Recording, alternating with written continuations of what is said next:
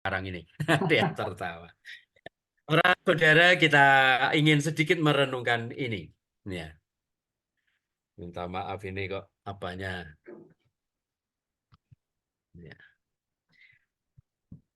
Semoga tidak trouble karena apa ini.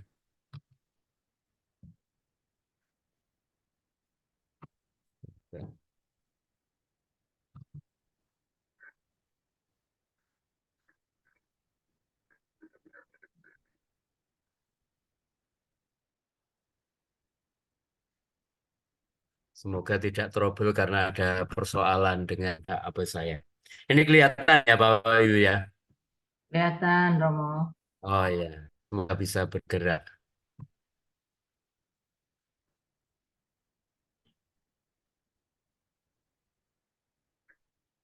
Oh ya.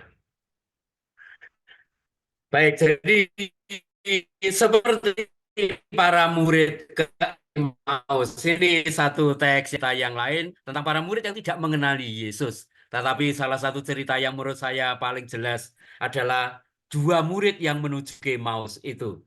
Ini pada dasarnya Tuhan hadir di dalam hidup kita, dalam hidup Anda semua, dalam perjalanan para murid ke Emmaus ini. Tetapi menarik sekali cerita ini bercerita tentang dua murid yang tidak mengenali Yesus yang bersama mereka.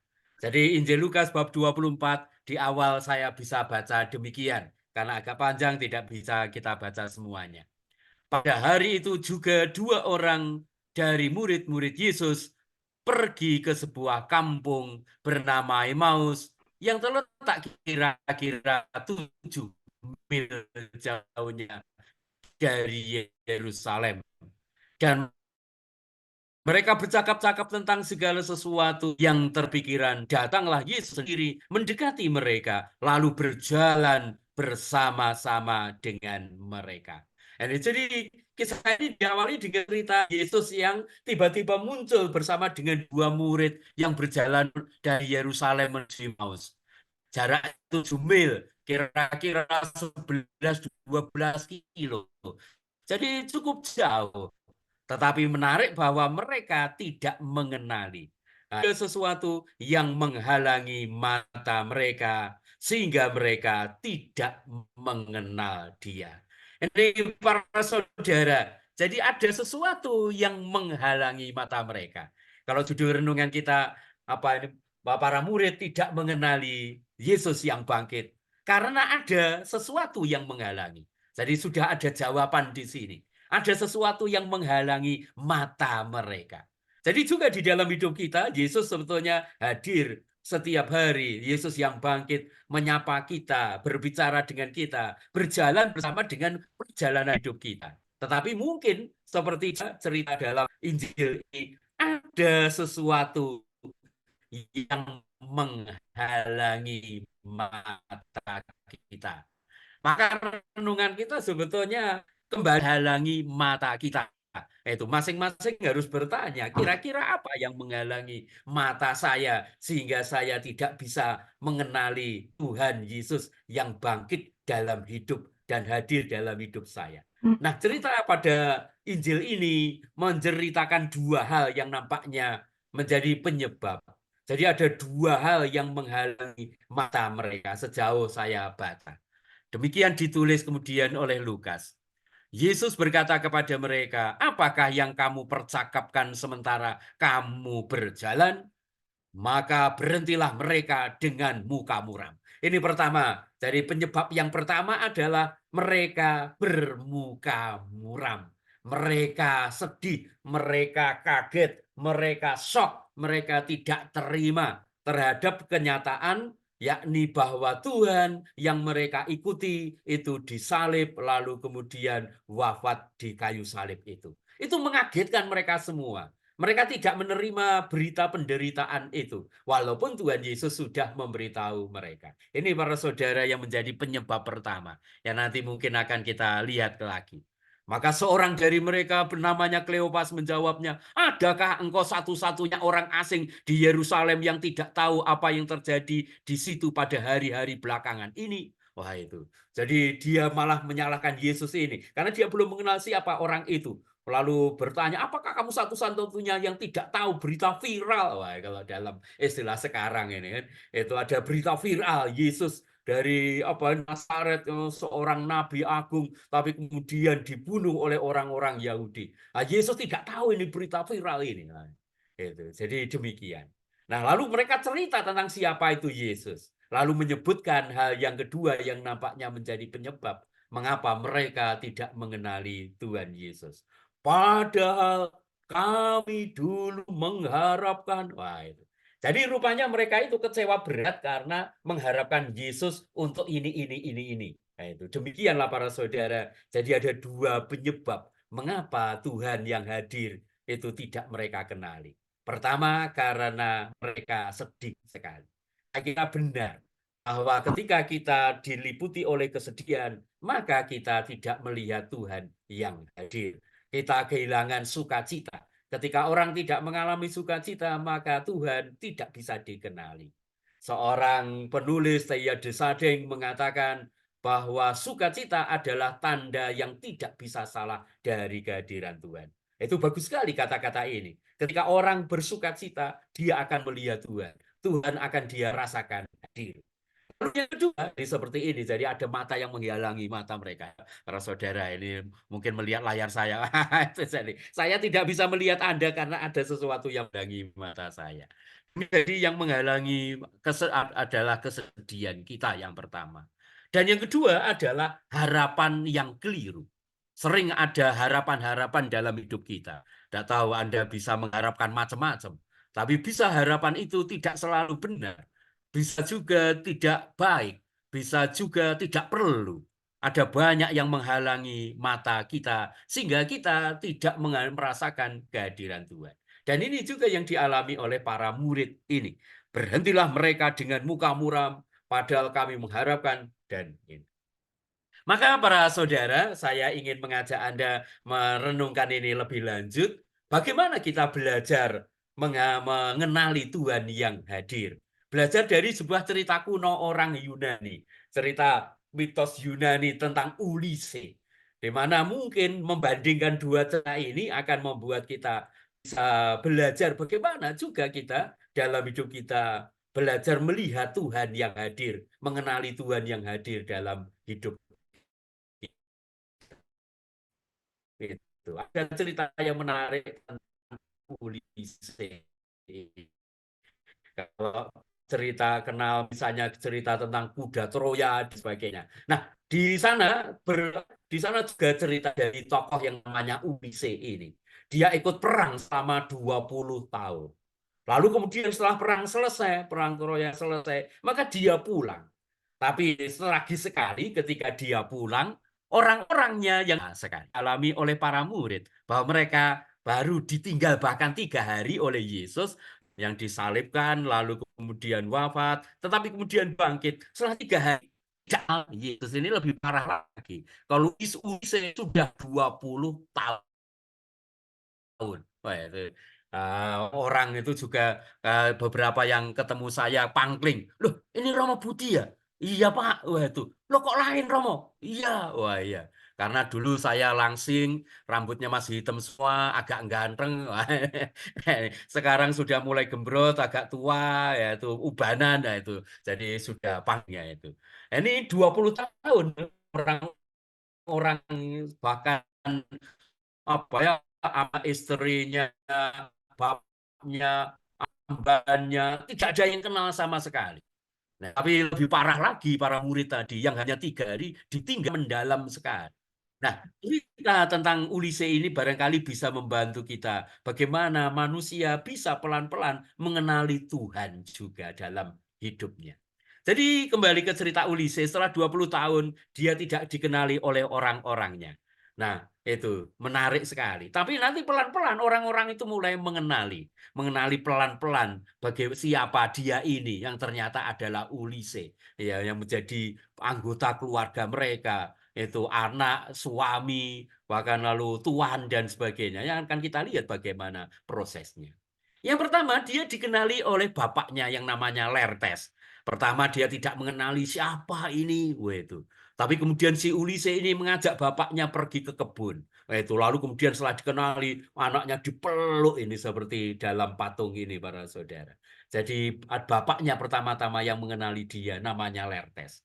Jadi Ulysses mengajak bapaknya itu untuk pergi ke kebun. Itu ada pohon apa ini, apel, pohon-pohon yang lain. Lalu kemudian si Ulysses ini bilang kepada orang tua itu, Pak, kita tidak pernah tahu berapa jumlah dari buah masing-masing pohon ini. Ketika si Ulysses mengatakan ini, bapaknya langsung berteriak, Ulysses! Langsung dipeluknya Ulysses. Karena kata-kata itu yang dikatakan Ulysses adalah kata-kata yang dikatakan oleh bapak ini kepada Ulysses ketika Ulysses kecil.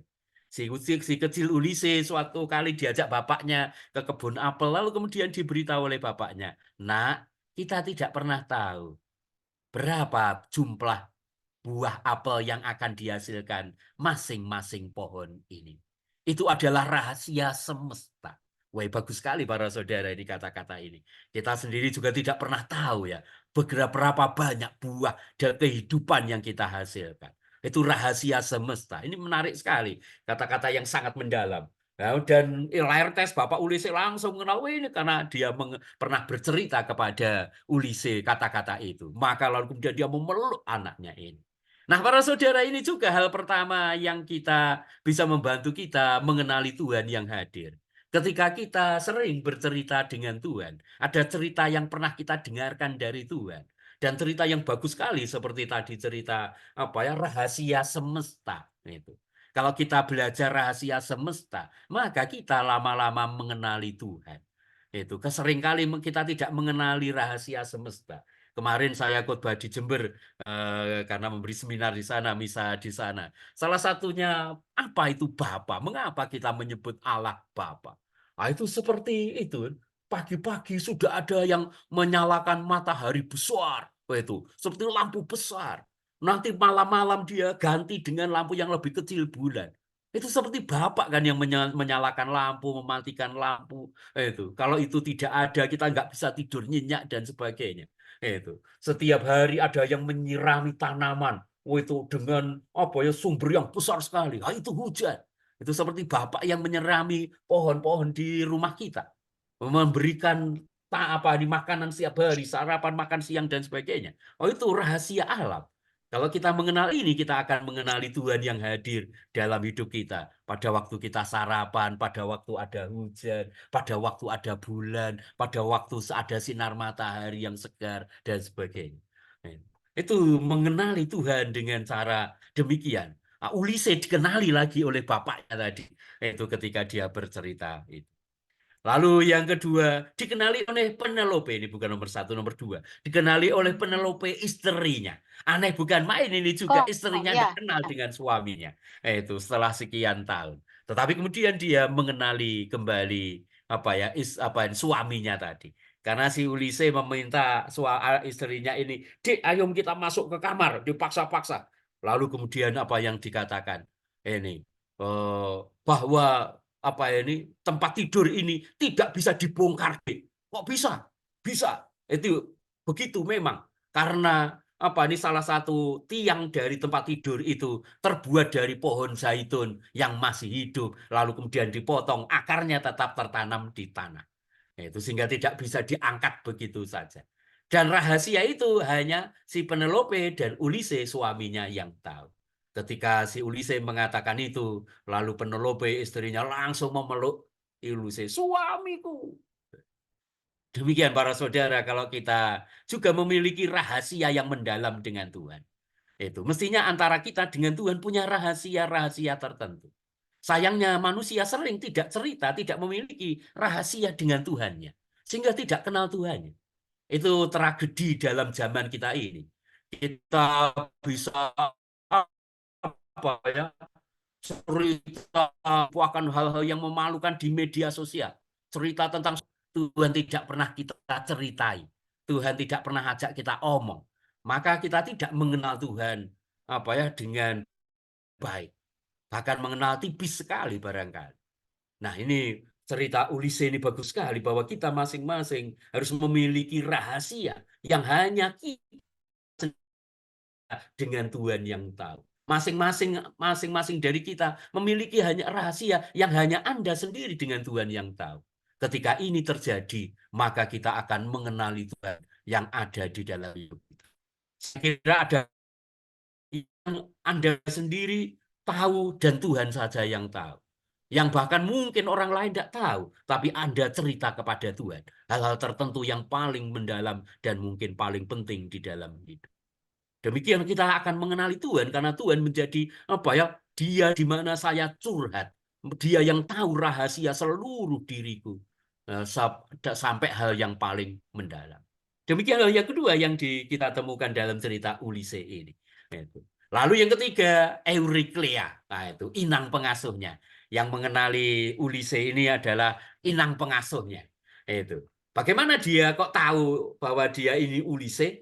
Karena ketika datang itu si Eurykleia ini lalu kemudian mencuci kaki si apa ini orang asing ini yang baru datang ini. Dan dia kaget, langsung dipeluknya si Ulysses ini. Ulysses ini. Karena inangnya ini dulu yang ngomong si Ulysses ketika kecil. Dan dia ingat bahwa ketika kecil si Ulysses ini jatuh, sudah terluka sembuh.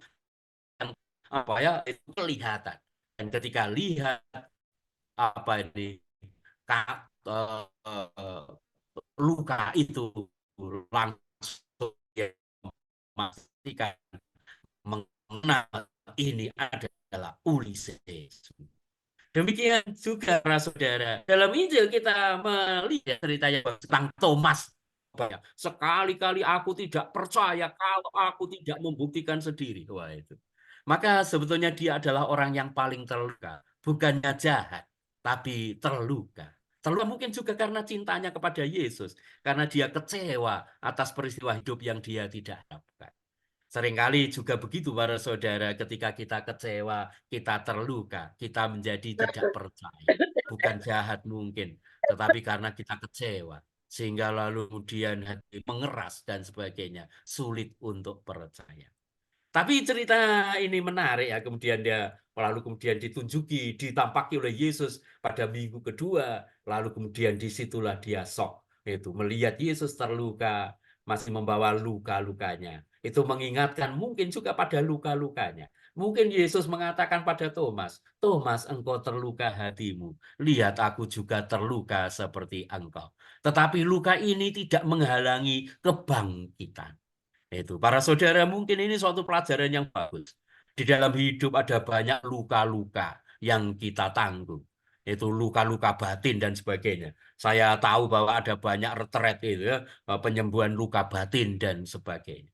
Ini dari cerita Lukas ini, cerita Thomas, cerita Ulysses ini ternyata Luka membantu mereka itu mengenali Tuhan yang bangkit. Itu luka Tuhan Yesus yang ditunjukkan membantu Lukas nanti percaya, Thomas nanti percaya. Dan juga tadi dalam cerita Ulysses, lukanya Ulysses membuat si Eurykleia mengenali Tuhan, apa ini tuannya yang baru pulang kembali ini. Jadi luka-luka kita juga bisa menjadi berkat. Itu. Luka tidak harus dilihat sebagai sesuatu yang buruk. Suatu kali luka akan menjadi tanda penting dari cinta Tuhan. Tuhan bisa dekat sekali dengan orang yang terluka. Dan itu kitab suci banyak sekali bercerita tentang ini. Tuhan dekat dengan mereka yang terluka. Karena Tuhan sendiri pun juga terluka. Tapi luka nanti membawa berkat. Luka membawa kita kepada cinta yang lebih mendalam pada orang lain terlebih pada Tuhan. Luka membawa kita akan kebutuhan yang mendalam akan Tuhan. Karena hanya Tuhan yang bisa menyembuhkan. Demikian luka itu akhirnya membawa mereka kepada sukacita walaupun membutuhkan waktu yang panjang. Jadi luka-luka yang kita miliki juga bisa membantu kita mengenali Tuhan yang bangkit. Tuhan yang ada di dalam hidup kita. Ketika kita terluka, kita harus mengundang Tuhan. Tuhan datanglah, aku sedang terluka, sembuhkanlah luka-lukaku, dan sebagainya. Jadi kekurangan yang ada di dalam hidup juga bisa menjadi jalan untuk mengundang kehadiran Tuhan di dalam hidup kita. Hidup itu suatu perjalanan yang barangkali kadang-kadang seperti harus diuji oleh api ini. Sehingga lalu kemudian menjadi murni. Demikian kata Viktor Frankl, seorang ahli logoterapi sangat penting. Jadi kalau hidup ini punya makna, maka penderitaan pun juga memiliki makna. Kalau ini luka-luka itu pun menjadi bagian penting dari kehidupan. Yang terakhir para saudara mengenali apa ini si UIC siapa, ini mengagetkan. Walaupun sebetulnya bukan yang terakhir, tetapi yang pertama justru. Tapi dalam cerita saya ini saya balik supaya menarik. Itu. Yang mengenali pertama-tama bukan istrinya, bukan bapaknya, bukan apa ini inang pengasuhnya. Yang mengenali pertama-tama Ulysses adalah justru anjing kesayangannya yang namanya Argo. Sungguh mengagetkan. Jadi ketika yang lain-lain masih bingung ini, ya, si Argo ini tiba-tiba langsung mendatangi si Ulysses ini orang asing itu, langsung menciumi kakinya, itu. Dan setelah itu apa yang terjadi? Si anjing ini langsung mati. Ini sungguh cerita yang sangat mengharukan juga bagi saya. Jangan lupa para saudara bahwa anjing adalah lambang kesetiaan. Dalam perjanjian lama nanti kalau pernah mendengar atau juga dari saya itu Musa itu memimpin bangsa Israel bersama dengan Yosua. Tapi ada satu panglima yang lain namanya Kaleb. Nanti dari seluruh umat Israel yang lahir di Mesir yang bisa masuk ke tanah terjanji hanya yakni Yosua dan Kaleb, panglima Kaleb. Kaleb itu dalam bahasa Ibrani artinya anjing. Bukan anjing tentunya yang masuk ke sana, melainkan anjing artinya lambang kesetiaan. Dan ini juga anjing ini setelah 20 tahunnya itu ditinggal polisi, dia siang malam menantikan kedatangannya. Oh itu tanpa kenalah si anjing menunggu diam dalam diamnya itu bernama Simeon. Dan setelah menimang anak ini, lalu kemudian dia bernyanyi, ya Tuhan, sekarang perkenankanlah hamba-Mu berpulang dalam damai sejahtera menurut sabda-Mu. Sebab aku telah melihat keselamatan-Mu yang Kau sediakan di hadapan segala bangsa. Yang kita nyanyikan setiap malam pada waktu ibadat penutup setiap malam, para saudara. Kidung yang sangat bagus. Kidung dari seorang kakek tua yang setia sekian puluh tahun itu menunggu sang penyelamat. Dia melihat seorang bayi dan dia percaya. Ini walaupun Yesus belum dewasa, belum bangkit, dia sudah percaya bahwa ini penyelamat. Bagaimana dia memiliki mata dan batin yang begitu tajam sehingga bisa melihat dalam bayi itu seorang figur kehadiran penyelamat. Karena dia seorang yang setia. Seperti anjing tadi, anjingnya Ulysses Argo tadi. Itu yang ketika setia sungguh bisa melihat segala sesuatu dengan tajam sekali. Bahkan istri orang tua, Pak Inang pengasuhnya belum kenal, anjing ini sudah kenal. Ini demikian juga si Simeon ini. Yang lain-lain belum kenal itu, bahkan bapak ibunya masih barangkali bertanya-tanya, tapi kakek ini sudah mengenal sang penyelamat. Demikian orang yang setia, orang yang sederhana, yang menanti-nanti Tuhan dengan ketekunan setiap hari, berdoa setiap hari, siang dan malam, mungkin seperti Anda ini, akan mengenali Tuhan jauh dengan lebih baik. Itu dalam kehidupan sehari-hari. Dan gembira ketika bertemu dengan Tuhan. Ketika sudah bertemu dengan Tuhan, tidak butuh apa-apa lagi. Rela dipanggil oleh Tuhan. Tuhan, sekarang perkenankan aku berpulang. Semoga ini menjadi penutup setiap hidup kita masing-masing. Bahwa nanti pada suatu kali waktu kita berbeda-beda, tapi suatu kali akan bilang kepada Tuhan kita masing-masing. Tuhan, perkenankan aku pulang ke hadirat-Mu. Karena aku telah melihat keselamatan. Dalam hidup sehari-hari kita juga perlu mengenali Tuhan ini yang hadir dalam keseharian kita. Ketika kita setia mencari Tuhan, ketika kita setia berdoa. Terima kasih, Tuhan memberkati. Terima kasih Romo Ignatius Budiono Okarm. Kita lanjutkan dengan doa penutup dan berkat dari Romo. Silakan Romo dilanjutkan. Dalam nama Bapa dan Putera dan Roh Kudus. Amin.